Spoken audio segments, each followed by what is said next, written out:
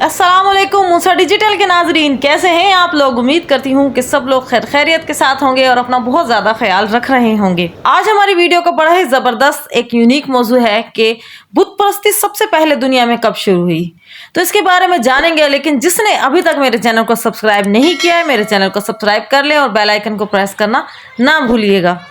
ابن جریر اپنی تفسیر میں فرماتے ہیں کہ حضرت آدم علیہ السلام اور حضرت نوح علیہ السلام کے درمیانی صدیوں میں اللہ تعالیٰ کے کچھ نیک بندے بہت شہرت رکھتے تھے۔ ان کے پیروکاروں کو ان سے بہت زیادہ محبت اور عقیدت تھی، اور جب وہ بندگان خدا اس دنیا سے رحلت فرما گئے تو ان کے جو پیروکار تھے انہوں نے سوچا کہ اگر ہم ان کی تصویریں بنا لیں تو جب ہم ان تصویروں کو دیکھ کر اللہ کے ان بندوں کو یاد کریں گے تو شوق عبادت زیادہ ہوگا اور ہم عبادت خداوندی میں کوتاہی بھی نہیں کریں گے۔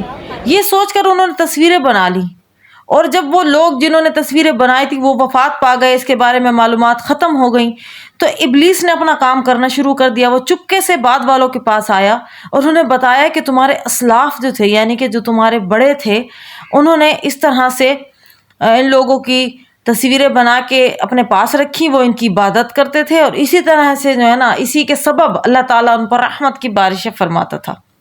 یعنی کہ اس نے فوراً سے اپنا کام کرنا شروع کر دیا، بھٹکانا شروع کر دیا۔ تو ایک بود نام کا ایک شخص تھا جو بہت ہی زیادہ نیک تھا، بہت زیادہ لوگوں میں مشہور بھی تھا، لوگ اسے بہت عقیدت سے دیکھتے تھے، عقیدت کی نظر سے۔ وفات ہو گئی تو اس کی جو عقیدت مند تھے وہ اس کی قبر کے گرد چکر لگانے لگے، رونے پیٹنے لگے۔ تو شیطان انسانی شکل میں ان لوگوں کے پاس گیا اور کہنے لگا کہ کیا میں تمہیں بود کی کوئی شبیہ نہ بنا دوں جس کو دیکھ کر تمہارے دل میں تسلی آ جائے۔ انہوں نے کہا کہ وہ معصوم لوگ تھے، انہوں نے کہا ٹھیک ہے جی بنا دے۔ تو وہ شیطان نے اس کی شبیہ بنا دی۔ پھر کچھ وقت ایسا گزرنے لگا جب بود کو ہی سب سے زیادہ یاد کیا جانے لگا، اسی کا تذکرہ ہونے لگا، تو شیطان نے کہا چلو بھی اپنی نئی چال چلتے ہیں۔ اس نے کہا کہ میں تم سب لوگوں کے گھروں کے لیے ایک ایک بود کی شبیہ بنا دوں۔ سب لوگوں نے اس بات کو بھی مان لیا، تو شیطان نے اس کی اسی طرح سب کے گھروں میں اس کی شبیہ بنا کے، اس کے بت بنا کے پہنچا دیے۔